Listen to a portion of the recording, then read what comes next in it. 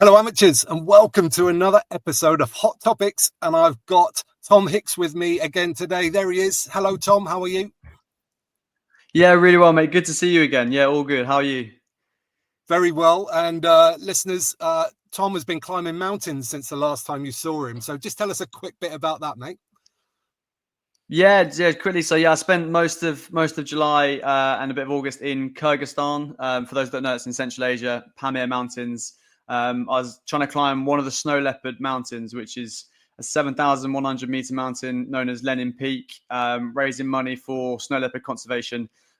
Took about 4 weeks. We didn't quite summit. The weather was brutal, but had an amazing time. Met some incredible people, saw some really cool stuff, and couldn't recommend it highly enough. Amazing. Okay, that's brilliant. But we are here to talk about defence in rugby union today. Off the back of England's autumn, it is a massively hot topic because they got lots of things right in defence, but they also have some massive failings as well. So, Tom, tell me a bit about what you're doing now with some clubs and your thoughts on these defensive issues.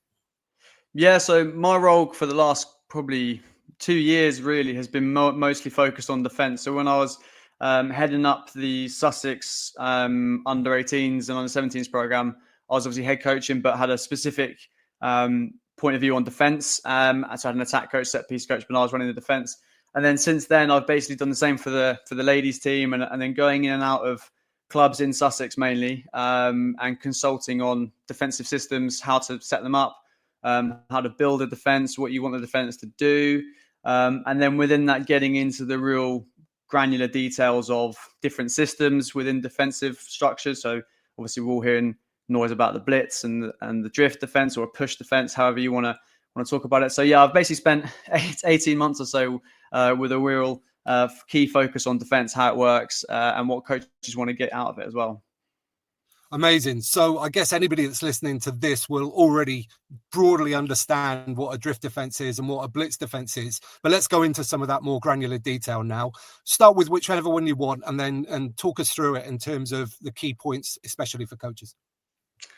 Yeah, definitely. So I've got like what I take to clubs when I'm consulting, which is my trusty whiteboards in here. So what I basically do is I'll look at the drift system first. So some coaches call it the push system or the drift system. It works either way. But essentially what you're trying to do in that scenario, as I know coaches will know, is push the team that's attacking across the pitch. And so what that basically kind of manifests itself as is the team of players coming up in a line. So generally speaking, you've got similar line speed, but it's the up and out system. So if I'll just put the lines on here. So you'll see here, you've got the system where you've got essentially, where is the shape off 9. You've got that kind of usual shape off 10, usual system. So the full pod off the 10 here. What you're looking to do with these players is to come up and push out. And what you generally want to do is prioritize connectivity. So once you get to that first 3-step push, that first 3-step drift, you'll try and maintain your connectivity. Wherever the ball goes, if it goes from 10 across to this player in here, then these guys will bounce on the ball and the rest will then follow as well. What you're looking to do is push them across the pitch as an up and an out model. So whether the 10 hits their sort of flash runner here, an interesting point to mention as well in attack is obviously we've had that kind of diamond head pod shape for quite a lot, still run off 9. But off 10, you've got this sort of slanting now where 10s are also flashing the ball across and players are looking to kind of throw their hands at the ball but let it go past them to try and buy in these defenders. So just an interesting point there about different pod styles off 9 and 10. If the ball obviously goes across, you're then looking at different aspects of responsibilities within that role. Generally speaking, and coaches will hear this all the time and players will hear it all the time, you want to trust your inside man as best you can on the drift defense. The most important person to this player here is the man on the inside, or the player on the inside rather. So when you have a scenario of the ball coming across, the key misconception is the space that you're responsible for.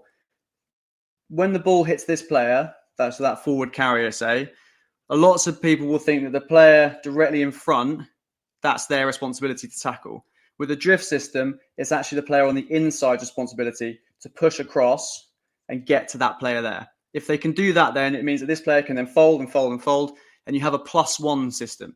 So you always want to have one player in front of the ball +1. So the player on the inside of the ball is the one that's actually responsible for the tackle.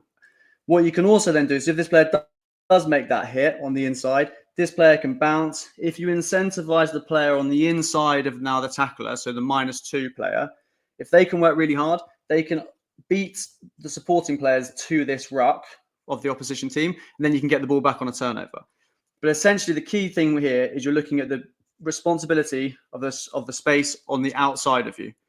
So you never want to turn in. So this player in here, who's opposite the ball carrier, if their hips turn in, you give that disconnect. This becomes really vulnerable, and we see that with the tip options off a pod. So that's generally speaking what the blocker shape looks to do as well. It looks to tie players' hips to turn in. So there's a disconnect on their outside shoulder. But essentially what we're looking at here is if I'm in this role here, Tim, and you're on the outside of me, any space between your left-hand shoulder or your inside shoulder and my right-hand shoulder is my responsibility. So you can turn your hips out and push, push, push. And what it does is it brings into play the 16th to 17th man, which is our touchlines. Yeah, and that's amazing. essentially, in a nutshell, a drift defense. Cool. So right, the big building block at the start, the word that you mentioned was connectivity. After that initial push up off the line, connectivity. How are you helping players to maintain connectivity there? What kind of coaching things are you saying? Yeah, so for me, whenever I'm building a defense, the first thing I'll always talk about is prioritizing connection over line speed. And one thing you can do when you're, on your Tuesday, Thursday night sessions is just have a line of players in a touch game and fix them to the halfway line. So say to them, you can't move off the halfway line, but you can table football style move left and right. And you task the attacking team. You say you can only get through them on a clean line break. If they make a touch, you have to go back and start again.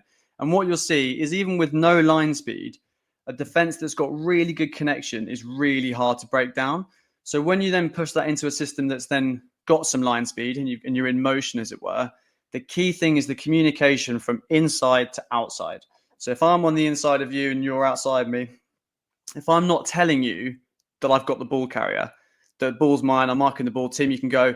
Those kind of micro conversations, you might stick or you might even twist in or turn in. And that's when we lose our connection. We start disconnecting from the players outside us.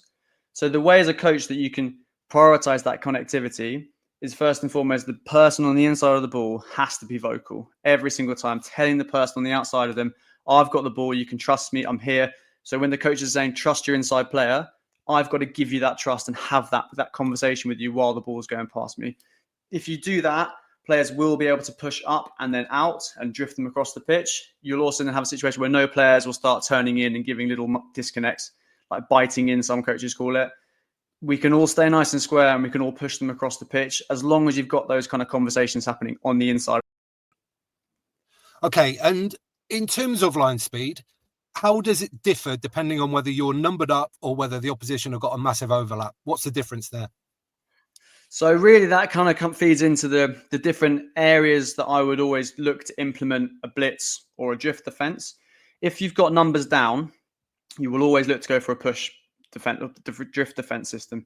Key reason being, you're not gonna have a situation where you're prioritizing your line speed over connection because you're already numbers down. So your connection is always going to be stretched because you've got 3-on-5 or around the corner, etc.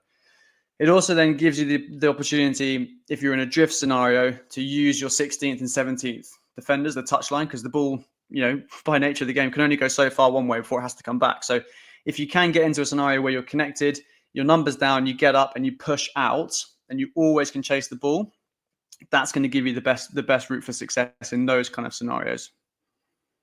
Okay, cool. So we mentioned the blitz defense there. Do you want to get your other board out and we'll talk through some of the detail of that now as well?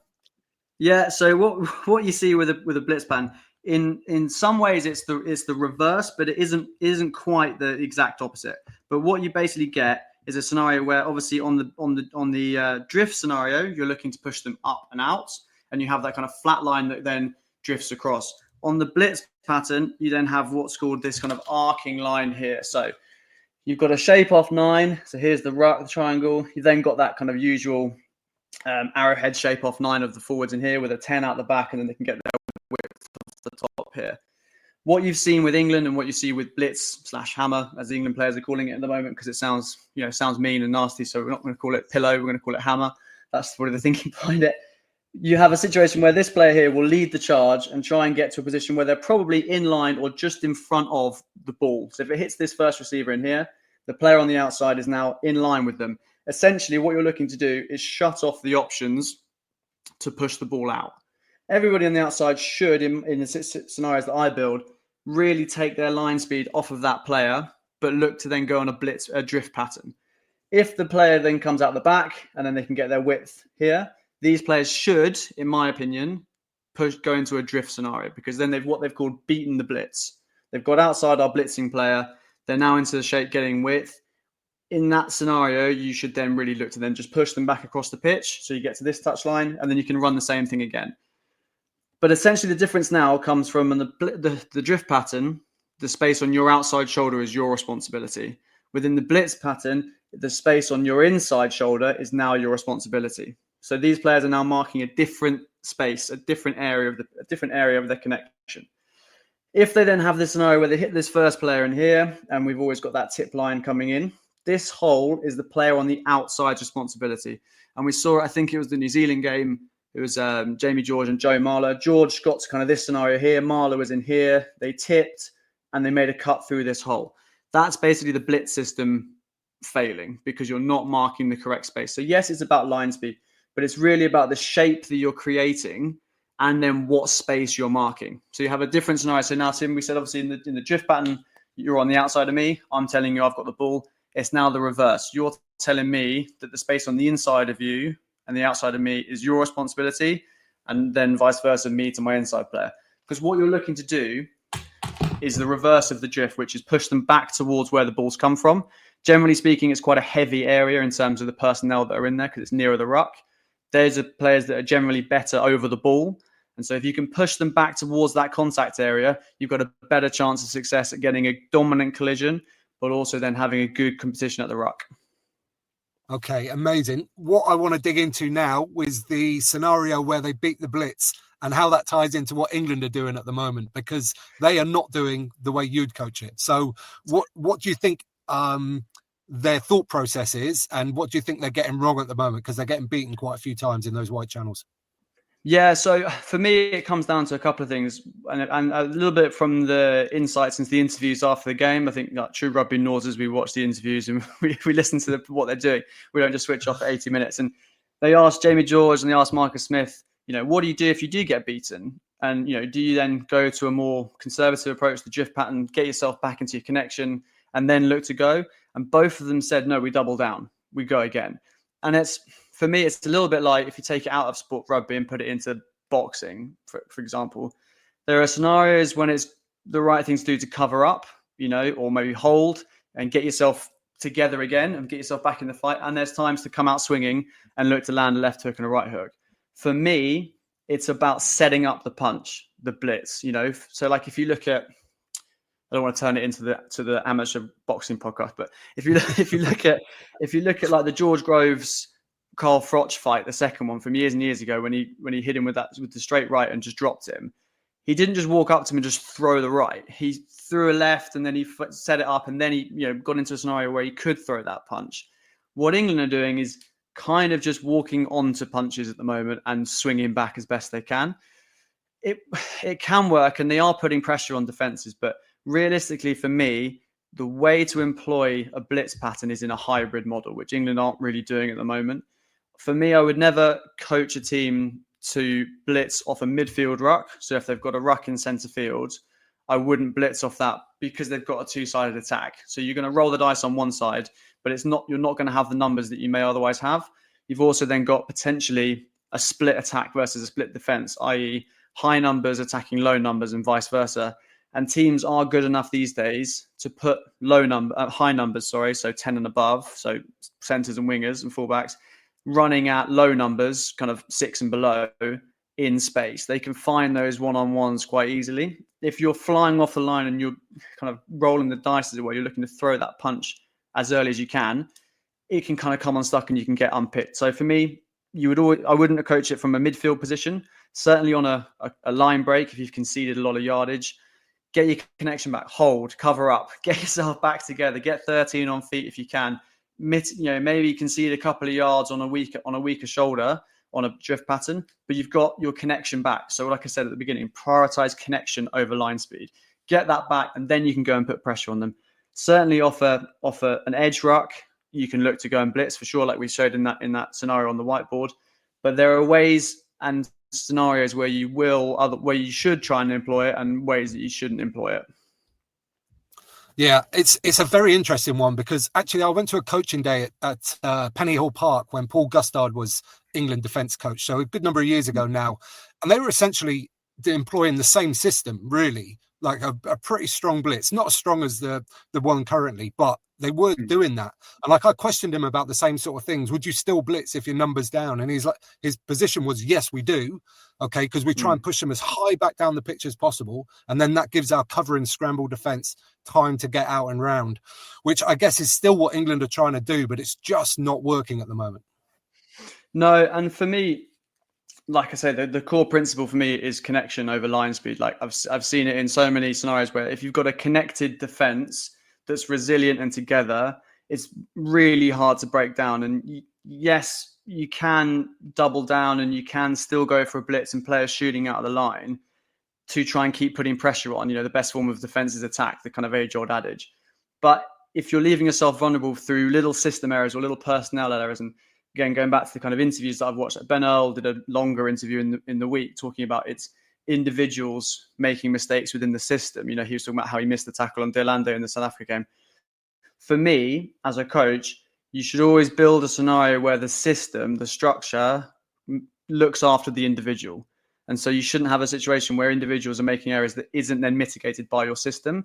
You have more of a mitigation, you have more of a safety net in that drift pattern than you do on the blitz pattern. So if you are under pressure, you are under stress, I would say I think you should have the scenario where you can flip between the two. And the players are definitely good enough to run a blitz system off an edge, and then a different system in the middle, etc. The players are good enough to do that. There's also ways that you can still maintain that kind of blitz mentality, that pressurizing mentality, through utilizing different players in different positions. So you can look at the scrum half and you can say, okay, because most of the time, being a scrum half, I spent most of my career standing behind a ruck, shouting at the big lads to, number up or get off the line or whatever. I would always say, never do that. I'd always say I'm adding value, but realistically, how much value am I actually adding by just shadowing the ruck and shouting? So what you can do is, if you've made a line break, if you conceded a line break and the players are kind of at 6s and 7s, the next the next phase is really important. If they double down on their line break and they get another one, chances are they're going to score. So you can task the 9 in that scenario, right? You just shoot out the line, go off grid, as it were. Don't worry about what everyone else is doing. And your role is just to shut down first receiver. So there's ways you can still maintain that blitz scenario without jeopardizing the whole team structure. And I get what the coaches are doing in terms of saying, this is the way we do it. Like Pep Guardiola did it at Barcelona, the tiki-taka. This is how we play football, and we will not deviate. Even if we're 2-1 down and need a last-minute winner, we will not deviate. I get it, but it is leaving England open to being picked off and also conceding more line breaks than they might otherwise do. Yeah. Now, I've got two different mindsets about this. I've got me, the coach, and I've got me, the fan. Me, the coach, thinks very similar to you, but me, the fan, loves it. I'm less concerned about the results. I'm just so pleased to see England being really brave and really aggressive with the way they're trying to, certainly in defence, and sort of last year in attack, you saw a bit of it as well. The attack's gone away a little bit now, but I love it as a fan. I love seeing the jeopardy and the players really pushing themselves. What about you? Are you split that way as well? Yeah, definitely. I think for me, I would always encourage the defense to be as positive as they possibly can. And when I'm building defenses in different teams that I'm working with, I don't, the first slide that I put up in the presentation is a big X going through the word defense and replacing it with attacking without the ball. That's the mindset I want my teams to have, is that just because we've not got the ball, we're not defending, we're not being passive, we're not having where we're soaking up, we're still looking to go and be aggressive. But for me, it comes down to, in World War One, they would just endlessly send players over, soldiers over the top and just try and bludgeon them to death. There's now ways of being a bit smarter in terms of attacking. And so, yeah, as a coach, it's a different mentality as a fan. As a coach, I'd love to see a more intricate approach to attacking without the ball, to use that phrase, where we're employing a hybrid system and we're mitigating the threats while enhancing the positive aspects to it. But certainly for me, I love nothing more than seeing one of the England players flying off the line and ending someone, like we saw in the 2019 World Cup semi-final against New Zealand. with Sam Underhill making just hit after hit on Geordie Barrett and Bowden Barrett. It gets the players energized. It gets the crowd energized. And that's a really positive thing. I do think, though, that for longevity, either they've got to pick up the intricacies of it fast or quicker, because I do think the Six Nations is a really key aspect for the England team. Because at the moment, we've come out of the autumn, and as a fan, you think it's great because we've got South Africa, New Zealand, Australia, and Japan coming to town. It's going to be a great scenario. As a coach, you're looking, going, okay, we're in the middle of a World Cup cycle. It's the perfect time in the autumn because there's nothing really to play for, in the sense of, like, it's the autumn internationals. It's not a league, it's not a championship, it's not Six Nations. And then we're in that middle of the cycle of the World Cup where it's a perfect time to try this new system out. I think the key thing from a fan's perspective is you want to see England doing really well as also being exciting at the same time. The key thing will be for the coaches to say, how well have we employed this system to date? And have we got enough time between now and the Ireland game in February to make sure this works as well as it can? Because ultimately, the England coaches don't get that much time with the players because they're all back at clubs now. They're going into a different attack system, a different defensive system, a different cultural system. They'll come together like a week before, 10 days before the Six Nations, usually I think down in Brighton somewhere, or another location. Have they got enough time to make this be their be all and end all, like the only system that they run? I'm not sure. I would love to see them continue to be really aggressive. I'd love to see them put teams under loads of pressure. I just think there's a little bit more to go before we can start saying this is just how we defend. Yeah. Okay, one last thing about defensive systems in general, and this is how it affects the rest of your game. So, for example, employing this blitz is phenomenally hard work. They are up and down, flying about the pitch. So just in terms of how that will then affect your ability to attack, your ability to contest rucks and all the other things, how do you feel about that? Yeah, I think it builds into that real key aspect of playing rugby, and the defensive side of it too, is you have to have that honesty and that ability for players to say to each other, look, I'm really tired. Maybe it's, let's put it into context. So England playing South Africa, it's going to be a set piece dominant game. So the front five are going to be scrumming and mauling more than they might do in other games. They're also going to probably be making more tackles because South Africa play a lot of 2-pass or 1-pass plays. So they're making more tackles than they might do because they'll attack around the breakdown. They're also making more tackles against bigger individuals, so it's going to be fatiguing. The last thing you want as a type 5 player when you're fatigued at maybe 55 minutes is firstly seeing the bomb squad come on because you think, oh, fuck, here we go. You then got to say, the last thing I also want then is someone on the outside of me just shooting out the line, and I'm knackered and thinking, right, I've got to get to them, I've got to go with them, and that's where I think that flex and that really starts to get stressed when you're under pressure and when you're also fatigued. So you need to have that scenario where you can say to each other, in the wider context of the game, yes, this is how we want to defend, but if the type 5 have all made 13, 14 tackles, are we in a position to be as effective in deploying this system as we might otherwise be? First 10 minutes, no problem at all. But there's definitely times, and to go back to the boxing analogy, there are times in the match to cover up, and there are times to protect yourself.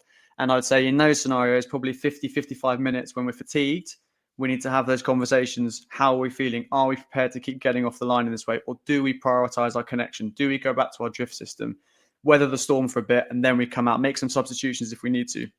Because it feeds in, as you say, to the whole wider context. If it's the same in like conversations around kicking, if your kicker can't hit a barn door with a bazooka, you're not going to take the points on every penalty, are you? You're going to say, okay, contextually, this isn't the best avenue for us to go down. Let's kick for the corner.